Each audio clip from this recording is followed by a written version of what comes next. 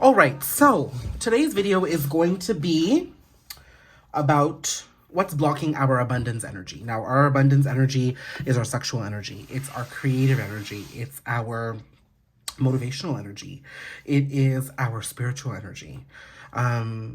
It's our ability to make money. It's our relationship with money. It's our relationship with love. And there's a lot of us who are facing some blocks in that department. And I think a lot of us who get really caught up with, having resolutions. A lot of us who get really caught up in trying to have goals at the top of the year are really looking for better ways to manifest. So let's look at what's blocking our abundance energy. I really wanted to look into that. And I'm going to be making the videos here on the channel 3 times a week so I can be a little bit more consistent. I'm trying to do them daily, but it's a little difficult to manage, especially as I have a full-time job as well, and I want to be able to do things in a way that can give you the guidance and give you the access to the readings in a timely manner. Okay, so I'm going to be doing 3 questions. I'm going to be posting on Mondays, Wednesdays, and Fridays. Today's is what's blocking your abundance energy. Wednesday is going to be why did they block us, ghost us, and run away. And Thursdays is going to be what are the energies that are going to be greeting us for the coming week, which is next week. And I started off with these 3 questions, but I've opened up an opportunity for you to submit any questions you want me to look at on my Instagram page, or you can drop your questions here in the comment section. And the ones with the most popular ones are the ones I'm going to be looking into, unless I feel extremely called to be looking into something specific. Okay? So let's look at what's blocking our abundance energy. Oh my God, I'm struggling with these cards. Ooh, okay, well, this would suggest to me that something isn't blocking our abundance energy. I'm going to put my AirPods on so I'm not fighting an echo. Give me 1 second. Put my AirPods on and hopefully it makes a difference. So you've got the Ace of Pentacles to start immediately. Let's see what else we have here.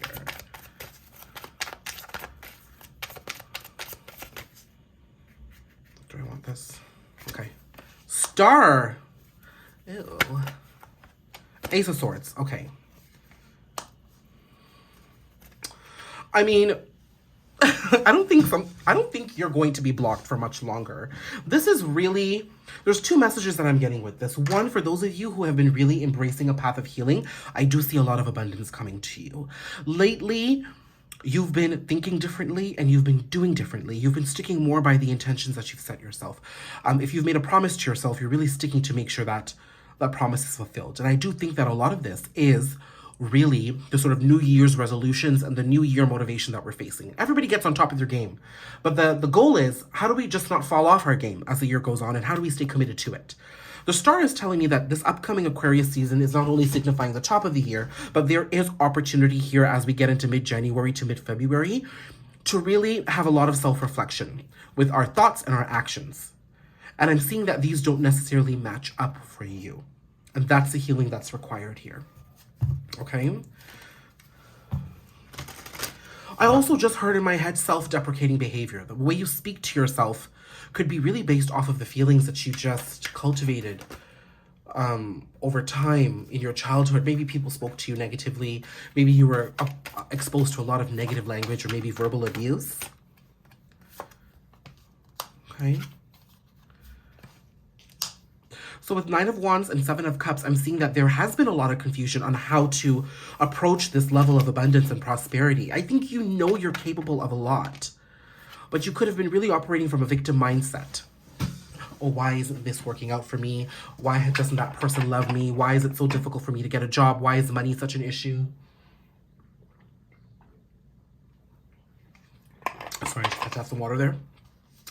I'm seeing all these questions coming to your mind, but you're the ultimate block. Now, at some point, your childhood circumstances were not your problem.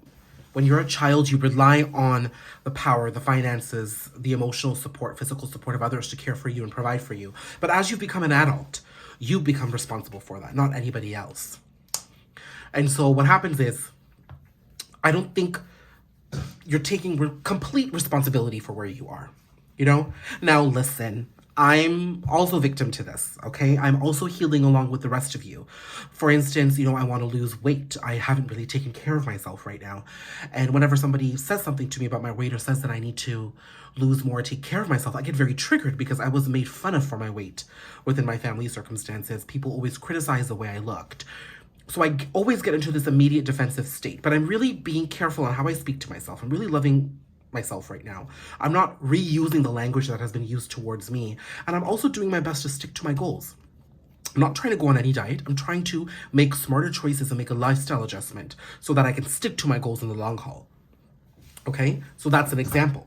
Now, whenever anybody has challenged me on my weight and they've used it as a way to talk about my health, like, let's just use my mom, for example. Son, can you please take care of your health? and really concerned, etc., etc. I do get defensive, and I'm like, well, you know, my family genes aren't the best. Like, these back rolls, mom, are given to me by your lineage.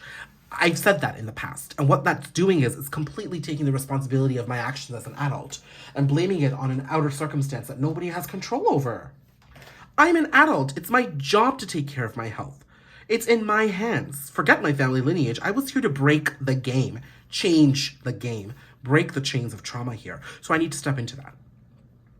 So this is helping me too, is what I'm trying to say here. But your resistance here is based on your upbringing. I'm seeing less resistance. You want to heal, but you're defensive. When those opportunities pop up and it's a time to look back, you're defensive, as I am at times. And I think what that does is it confuses you on how to step into this abundance energy. Well, how can I start speaking about myself to myself better? How can I do better every day so I feel better? You know, when I start in the morning and I have breakfast on time, I'm eating properly throughout the day, I'm making better choices. When I am rushed in the morning and I'm not prioritizing my breakfast, I am making worse choices throughout the day. And that just shows you when I start by making good choices, the process is quite smooth.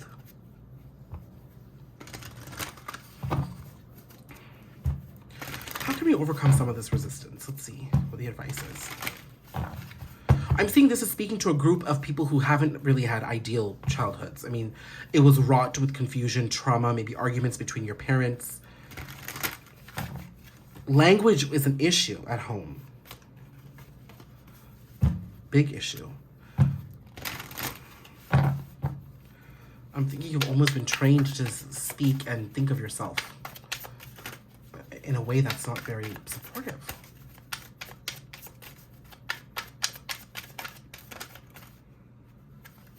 Yeah, very burdened by family circumstances.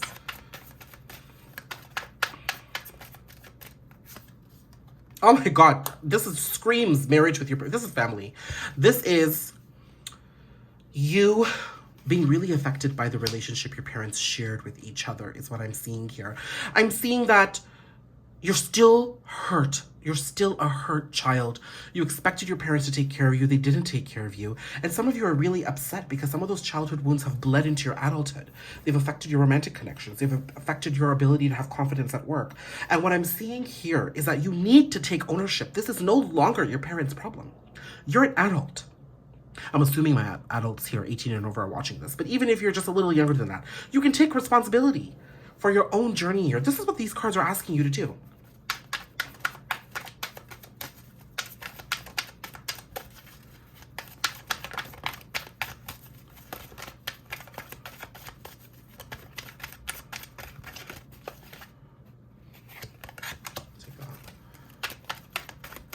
I saw Eight of Wands. Oh! I was just picking up the Eight of Wands and I saw that. So let's see.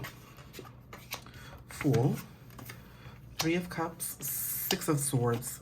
Eight of Wands. Fool. This is a very positive energy. I am very happy to see these cards because it tells me that the top of the year is really an opportune time for you to really exercise a lot of the healing you've done or start walking the path of healing and ascension.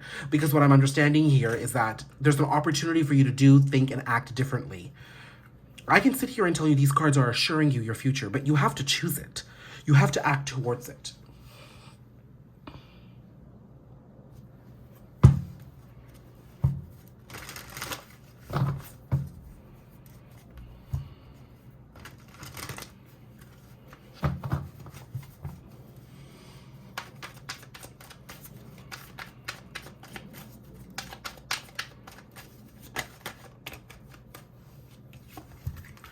And I think by doing that, the key is you don't rush yourself. In order to see the bigger picture and all the opportunities that await you, you need to be able to approach your new opportunities and take those leaps of faith from a place of confidence. If you rush yourself, you're only going to fall faster. So I'm seeing at the top of the year, the advice is to really pull back, put yourself in a place where you can embrace your solitude, understand who you are, understand what needs to change. You feel uncomfortable. You want to do better, but you don't know how to approach it. So understand the areas that could be affecting you. Well, like when your cake doesn't bake properly, you're able to pinpoint it to an exact method, an exact temperature, or an exact ingredient that just wasn't done properly. So taking this space allows you to get to the root cause or the root causes that are affecting you and blocking you from your abundant energy. But the opportunity to see differently is here. And look, the sun is at the bottom of the deck and the Wheel of Fortune. And then I had the Chariot, which is a card of 2023. This tells me that this is a prime moment for you to exercise on your healing if you've joined that journey, or to slowly take the steps you need to create a better life for yourself. If you make that brave step, you know where to make these changes. You know, you have the answers. You're just not doing it because because change is discomfort and you don't like discomfort. You like your comfort zones, and that needs to change, okay?